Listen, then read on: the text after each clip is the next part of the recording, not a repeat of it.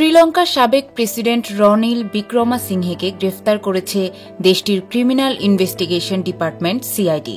শুক্রবার কলম্বোয় সিআইডি কার্যালয়ে গিয়ে বিবৃতি দেওয়ার সময় তাকে গ্রেফতার করা হয়। অভিযোগ রয়েছে, রাষ্ট্রীয় তহবিল ব্যবহার করে তিনি লন্ডনে স্ত্রীর স্নাতক সমাবর্তনে যোগ দিতে গিয়েছিলেন।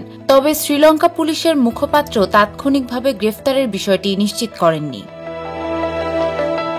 পেশায় আইনজীবী বিক্রমাসিংহে 2022 থেকে 2024 সাল পর্যন্ত শ্রীলঙ্কার প্রেসিডেন্ট ছিলেন।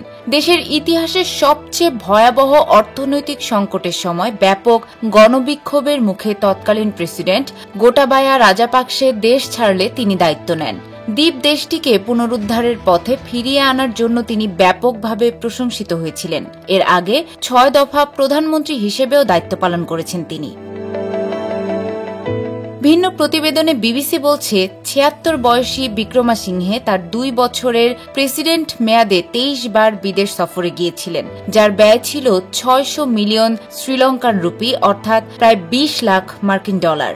শুক্রবারের গ্রেফতারির ঘটনাটি বিশেষভাবে যুক্ত 2023 সালের এক সফরের সঙ্গে। সে সময় তিনি কিউবায় অনুষ্ঠিত G77 সম্মেলন থেকে ফেরার পথে যুক্তরাজ্যে একবার অবস্থান করেছিলেন। এ সময় তিনি ও তার স্ত্রী উলভারহ্যাম্পটন বিশ্ববিদ্যালয়ের একটি অনুষ্ঠানে যোগ দেন।